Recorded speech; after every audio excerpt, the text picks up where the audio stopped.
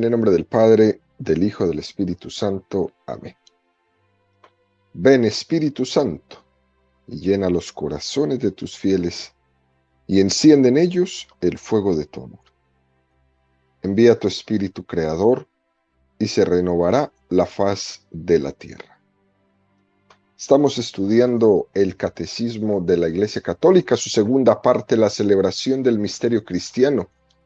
Primera sección, la economía sacramental. Capítulo segundo, la celebración sacramental del misterio pascual.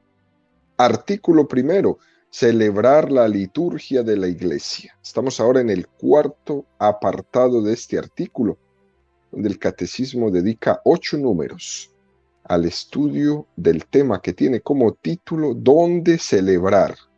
El día de hoy vamos a profundizar en los números 1182 y 1183 con el tema el altar, el tabernáculo o sagrario. Número 1182 del Catecismo de la Iglesia Católica dice: el altar de la nueva alianza es la cruz del Señor, de la que emanan los sacramentos del misterio pascual. Sobre el altar, que es el centro de la Iglesia, se hace presente el sacrificio de la cruz bajo los signos sacramentales. El altar es también la mesa del Señor a la que el pueblo de Dios es invitado.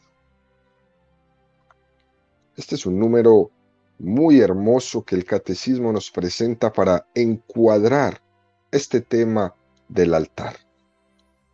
Incluso nos dice también el Catecismo que en algunas iglesias orientales el altar es también símbolo del sepulcro. Cristo murió y resucitó verdaderamente. El Catecismo hace una distinción entre el altar de la Nueva Alianza de los altares del Antiguo Testamento. Los altares del Antiguo Testamento debían de estar hechos no de mano humana. Se utilizaban piedras sin tallar. Se utilizaban piedras que no podían ser manipuladas por mano de hombre. Cuando el altar era profanado, se tenía que hacer incluso un ritual muy extenso de purificación y de reparación. El altar era consagrado con la sangre de algunos machos cabríos.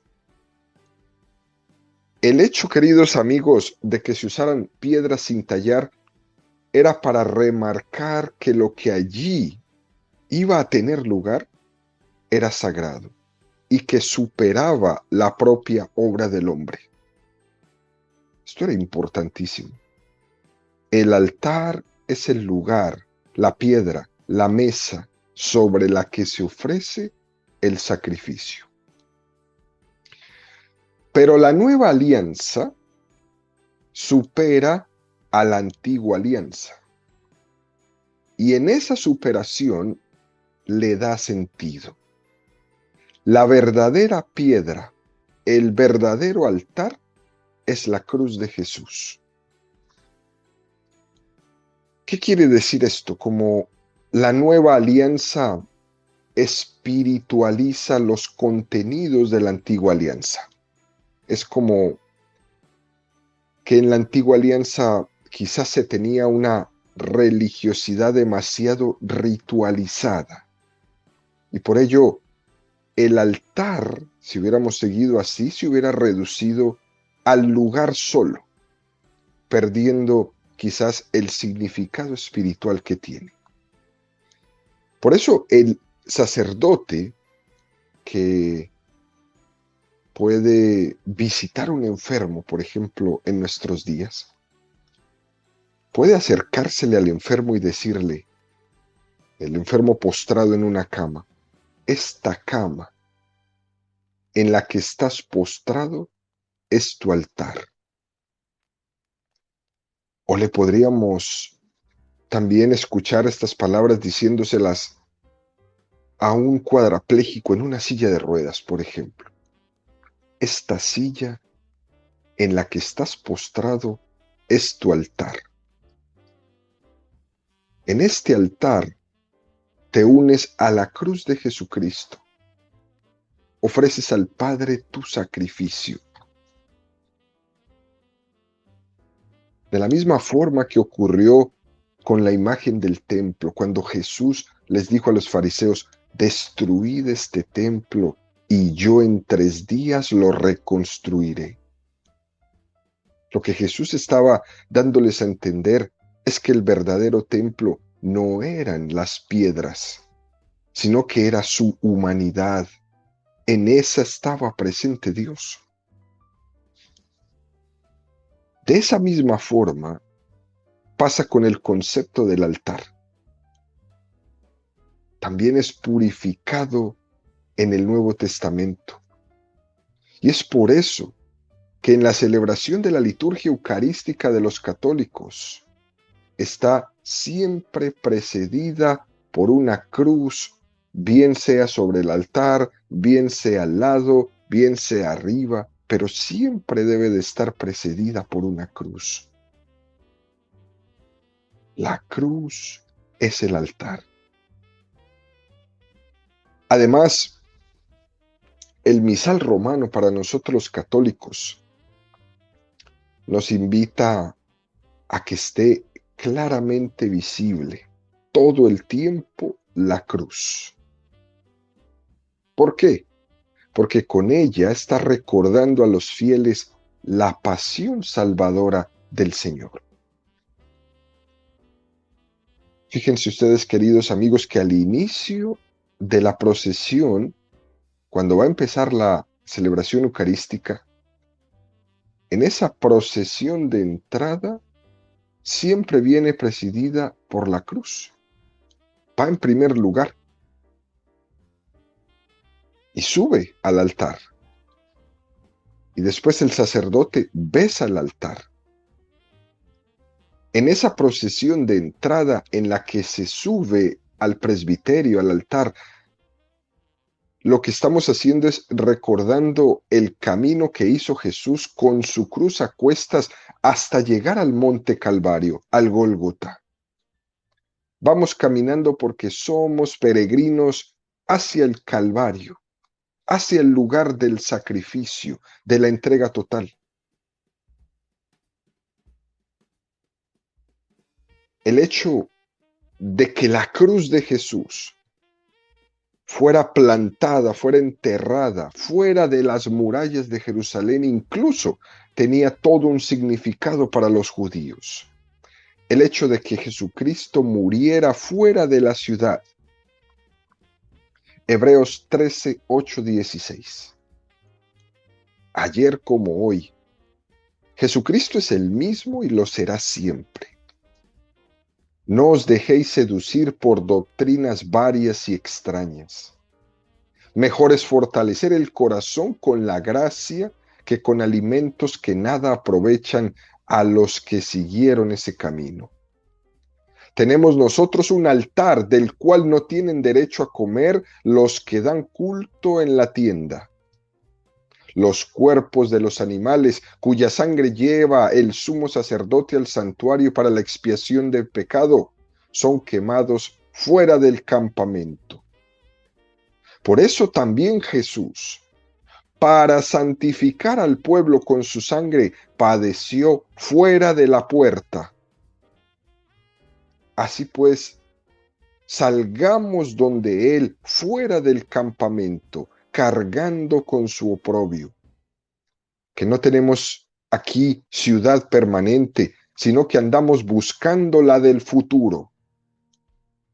Ofrezcamos sin cesar por medio de Él a Dios un sacrificio de alabanza, es decir, el fruto de los labios que celebran su nombre. No os olvidéis de hacer el bien y ayudaros mutuamente. Esos son los sacrificios que agradan a Dios. Esto es un texto precioso de la carta de los Hebreos. Fijémonos bien cómo dice, fuera del campamento, fuera del lugar de culto, fuera del templo, fuera de Jerusalén. Que el verdadero altar fue expulsado del templo, porque Jesús murió en el monte Calvario. Luego, el verdadero altar está colocado fuera de la ciudad.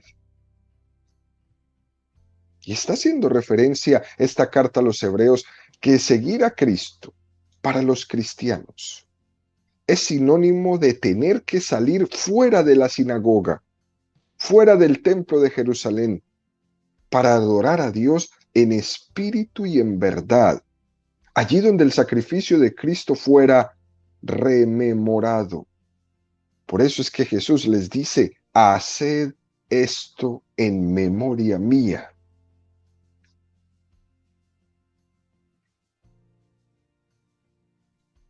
Vamos a tomar de este número del catecismo 3 interpretaciones del altar. La primera que nos presenta el catecismo es cuando nos dice que el altar es el lugar de la entrega de Cristo. ¿Cuál es el lugar de la entrega de Cristo? El Calvario y la cruz. Por eso el primer significado del altar es cruz, Calvario.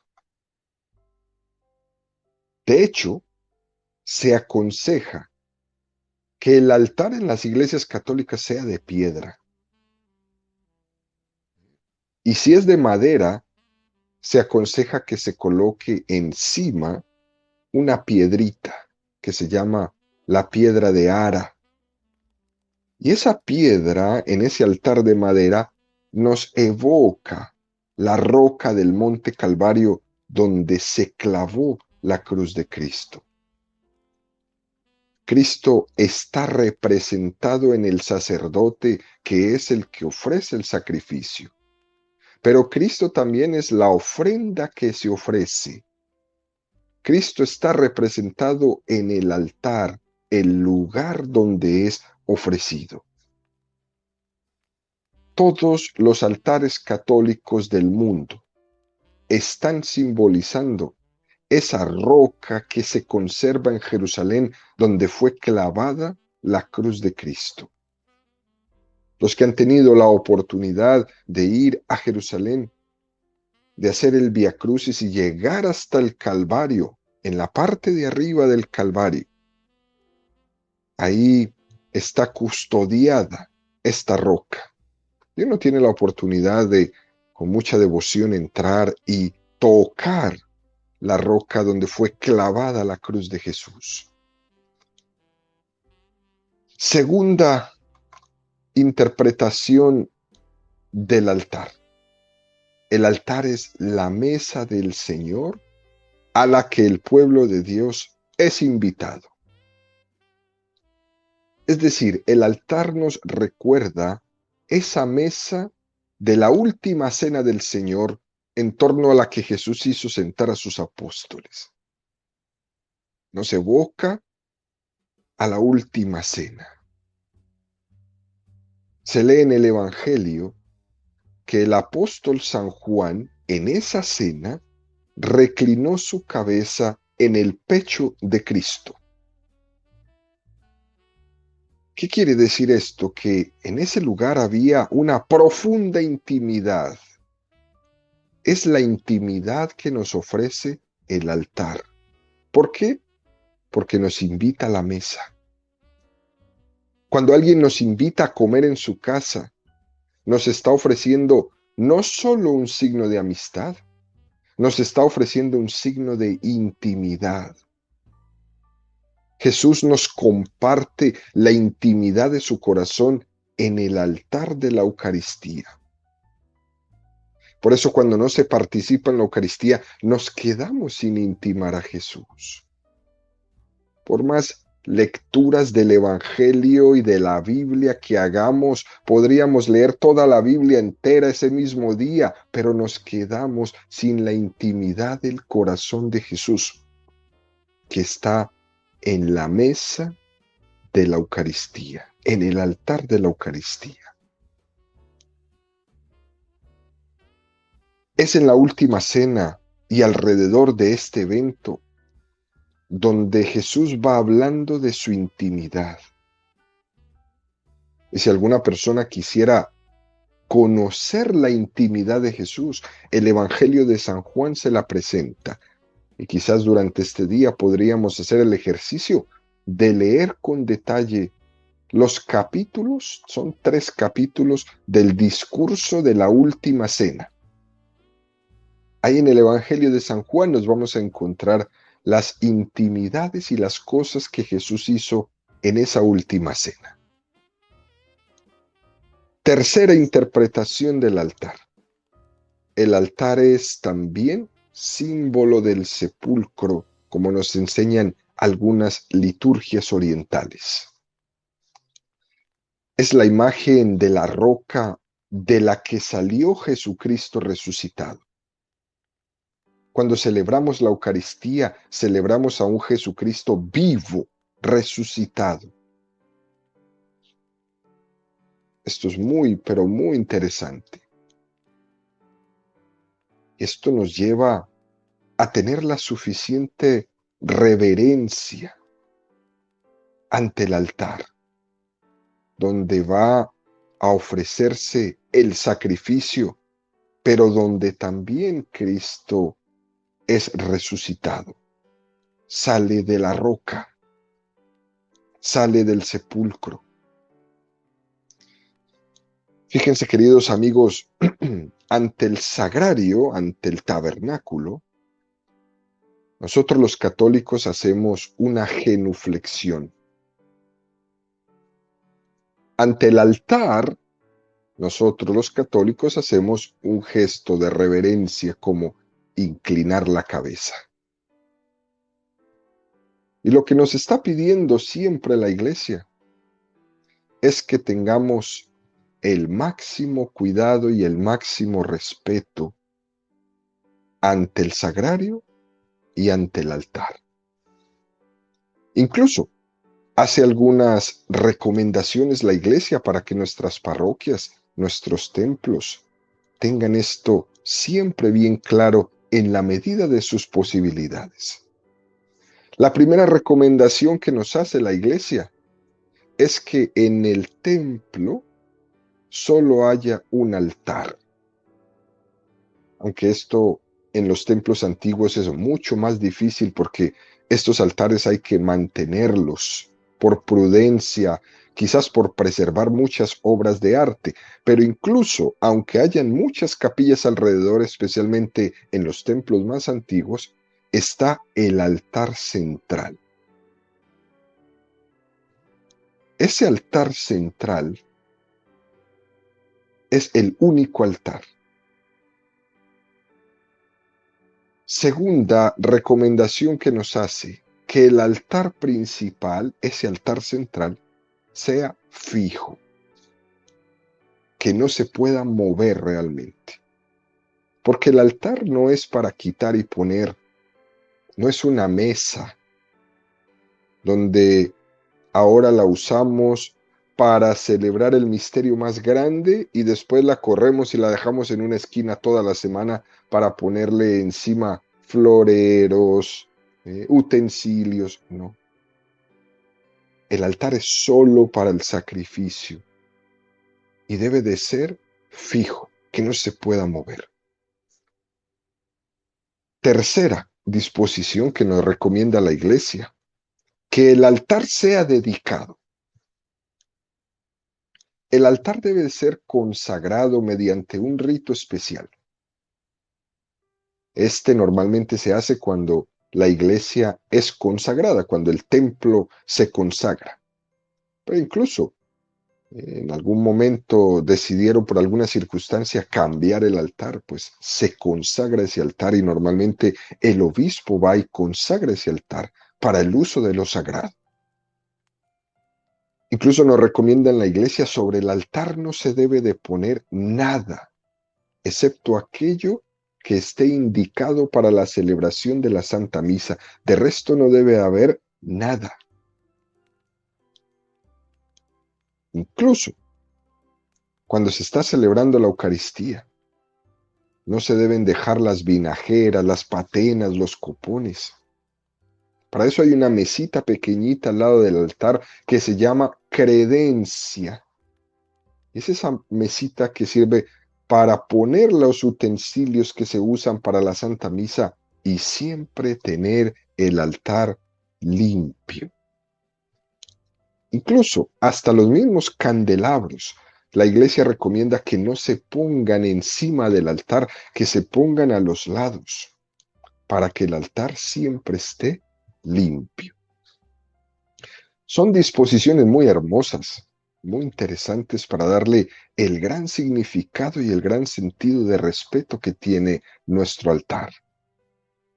Dicho esto, el Catecismo nos presenta el número 1183 que dice: el tabernáculo, el sagrario, debe estar situado en las iglesias en el lugar más digno y con el máximo honor.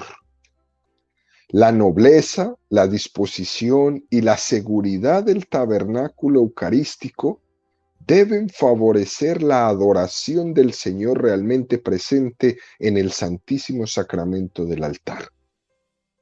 Y también nos habla del Santo Crisma, y dice: cuya unción es signo sacramental del sello del don del Espíritu Santo, es tradicionalmente conservado y venerado en el lugar seguro del santuario. Se puede colocar junto a él el óleo de los catecúmenos y el de los enfermos. Es un número como un poco instructivo este que nos da el catecismo. Nos dice que la reserva eucarística, las hostias consagradas que sobran, es algo que fue creciendo en la iglesia con el paso de los años. Al inicio no era así. Al inicio todo el pan que se consagraba se consumía. Pero a través del paso de los años se vio la necesidad de llevar la comunión a los enfermos. Cuando el Señor pronunció: este es mi cuerpo que se entrega por vosotros, está haciendo esa afirmación de su presencia real de Jesucristo en la Eucaristía. Si al inicio no existía esta figura del sagrario donde depositar aquellas hostias consagradas que habían sobrado, poco a poco, al ver la necesidad de llevar la comunión a los que no habían podido participar por enfermedad de la celebración eucarística o por la persecución, entonces hubo la costumbre de tener un lugar digno en donde poner esas hostias consagradas hasta que pudieran ser llevadas a los enfermos. Es por eso que nace el sagrario.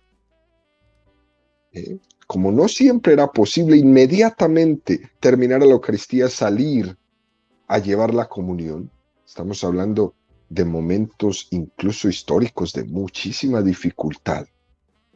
Entonces se crea esta figura del sagrario que se llamaban columbarios. Es muy interesante porque hoy en algunos lugares todavía se usa esa misma palabra, columbarios, que viene de la palabra latina paloma, columba.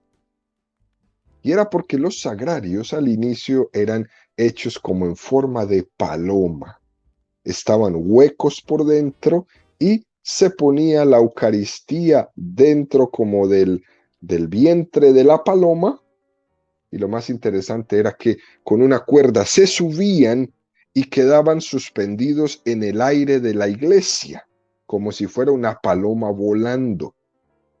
De esta manera se evitaba que cualquier persona pudiera llegar y tomarla o robarla o profanarla. Así era como los sagrarios nacieron, en forma de paloma, colgados muy, muy arriba de los templos. No tenemos un documento que hable por qué era una paloma, por qué en forma de paloma, pero sí tenemos la tradición que nos cuenta sobre estos columbarios y sobre todo cómo para protegerlos se ponían lo más arriba posible del templo. Poco a poco la iglesia va tomando conciencia y va dando importancia a la presencia de este sagrario. Y entonces ya se bajan de los columbarios, estas palomas, y se crean lugares exactos, quizás lugares ya metidos dentro de la misma construcción, donde son los sagrarios que podemos ver prácticamente hoy día. Ese sagrario nos recuerda que el Señor no solo ha venido a nosotros para un rato, sino que está y se ha quedado con nosotros todo el tiempo. El sagrario es imagen de la encarnación. Dios se hizo hombre no para un tiempo, sino que Él volvió al cielo también como hombre para siempre. Y la iglesia nos pide, dentro de las normas litúrgicas, que veneremos en un lugar de máxima dignidad el sagrario. Esto es muy, pero muy hermoso. Nuestros sagrarios tienen que ser, pues, el momento de una dignidad tremenda, con su decoración, con su belleza, con sus flores, porque ahí está Jesús.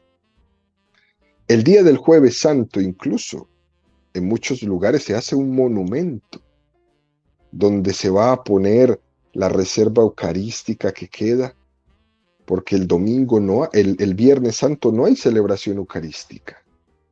Y entonces se reserva en un lugar supremamente digno esa Eucaristía que estaba en el sagrario del templo. También nos dice este número del catecismo que ese sagrario se debe de caracterizar por la nobleza, la disposición y sobre todo la seguridad. Esto debe de favorecer la adoración al Señor que está realmente presente en el Santísimo Sacramento del altar. Seguridad impresionante, porque siempre, lastimosamente, hay personas que quieren llegar a nuestros templos a profanarlos. Por eso, lastimosamente, en muchos lugares los templos solo se abren para la misa, inmediatamente se cierran, porque no hay quien cuide los templos de que vengan a profanar, a robar la Eucaristía. Es una cosa muy triste, incluso es una posibilidad de un servicio ministerial, los cuidadores de los templos, los cuidadores de los sagrarios, para que no se roben a Jesús Eucaristía y no tengamos que cerrar todo el día las iglesias por miedo a que vengan grupos de bandidos a profanar nuestros sagrarios. La nobleza de ese sagrario debe de ser máxima, porque es la expresión de que ahí está el Santo de los Santos. Además, el material debe de ser hecho de un material precioso. Fíjense, los sagrarios normalmente su material precioso no está por fuera, aunque por fuera se vean muy bonitos. Su material precioso está por dentro, donde va a estar Jesús. Las piedras, todo lo que tenga un sagrario está por dentro, donde está Jesús. Hay una anécdota muy bonita en la restauración de las catedrales, queridos amigos. Esas catedrales enormes, muchas de ellas catedrales europeas, cuando tienen que hacer las remodelaciones o las limpiezas, se han dado cuenta de cosas muy, pero muy preciosas que tenían los artistas. Ellos hacían cosas que los ojos de las personas no podían mirar. Desde abajo no se podía. Y uno se preguntará, pero espérame, tanta belleza, tanta destreza, tanta pulcritud, ¿para que no se vea? Y se han dado cuenta los artistas modernos que esos artistas en la antigüedad no solo hacían cosas hermosísimas para que los ojos lo vieran, sino que también hacían cosas hermosísimas para que solo Dios las viera. Y se han descubierto arriba en las cúpulas detalles impresionantes donde ningún ojo humano podía llegar, solo Dios las veía. Y era como ese pacto entre el artista y Dios. Esto lo estoy haciendo con tal belleza para agradarte a ti. Esos que esculpían con ese detalle sabían perfectamente que nadie iba a apreciar eso que estaban haciendo, solo Dios. El significado de su arte era completamente otro. Y es por eso, queridos amigos, que la belleza, el arte, quizás el derroche muchas veces de tanta belleza en el ámbito religioso ha tenido una finalidad muy interesante. Quizás podríamos decir dos finalidades. La primera era embellecer todo lo que vemos para que caigamos en cuenta que ahí está el Señor. Es una finalidad preciosa. Es que esto es así de bello, porque es para Dios y para Dios siempre lo mejor. Y la segunda, que era quizás esa idea que tenían estos artistas de que si los ojos humanos no lo ven, es que no lo estoy haciendo para los ojos humanos, lo estoy haciendo para dar gloria a Dios con la belleza que sale de mi talento. Embellecer y dar gloria a Dios. El amor quiere expresarse siempre en la belleza, como aquella mujer que ungió a Jesús con el perfume de nardo en los pies. Hasta el punto fue ese acto que Jesús la ensalzó frente a la crítica de Judas. Cuando Judas le dice, con ese dinero podríamos habérselo dado a los pobres. Y eso se escucha hoy día en todas partes, porque muchos de nosotros con Dios somos Judas. Con ese dinero de ese cáliz con el que el Papa está celebrando o el Padre celebra, ¿por qué mejor no lo venden y le dan de comer a los pobres? ¿Qué tiene que ver una cosa? ¿Acaso los pobres del mundo son pobres porque el Papa está celebrando con un cáliz de oro? ¿Qué tiene que ver una cosa con la otra? ¿Acaso los pobres tienen hambre por este cáliz que fue hecho para dar gloria a Dios en su belleza? Es una dicotomía de enfrentar el arte, la belleza, la decoración, el amor a Dios frente a los pobres. Y es muy curioso, queridos amigos, que este mundo está lleno de Judas. Nos acordamos de los pobres cuando vemos en el altar un cáliz de oro o le vemos a la Santísima Virgen una corona que se la pusieron con perlas preciosas, pero nadie se acuerda de los pobres cuando se meten en un casino o cuando están jugando la lotería o cuando están en las máquinas tragamonedas o cuando se van a los resorts, a los cruceros o cuando se construyen estadios enormes con el despilfarro más impresionante que exista. Nadie se acuerda de los pobres. Pero cuando hay en un altar un cáliz de oro, ¿por qué no vendemos esto y se lo damos a los pobres? Y Jesús le contestó a Judas, como nos contesta cada uno de nosotros cuando somos Judas también, cuando somos miserables con Dios, cuando a Dios nomás le damos nuestras miserias y aquello que no nos causa nada. Te dice Jesús, pobres siempre tendréis entre vosotros, pero a mí no siempre me tendréis. Y termina este número 1183 del Catecismo diciendo que también el Santo Crisma que es el signo sacramental del sello del Espíritu Santo que se usa en el sacramento de la confirmación. También es tradicionalmente conservado y venerado en un lugar seguro, al lado del altar o en un lugarcito como otro sagrario en una sacristía o en un lugar digno dentro del templo, y que junto también a el Santo Crisma se puede colocar el óleo de los catecúmenos y el de la unción de los enfermos. Lugares seguros, lugares venerados, lugares donde las cosas sagradas que van a ser utilizadas para el culto a Dios estén de la mejor manera protegidas. Por eso, queridos amigos, el catecismo en estos dos números nos invita a recordar y a tener la conciencia que para Dios siempre lo mejor, y que eso que damos a Dios es para cuidarlo, para protegerlo, para venerarlo y sobre todo para que esto nos vaya haciendo una profunda conciencia de que nuestra vida tiene que ser un ofrecimiento a Dios y que nuestra vida tiene que ser un altar.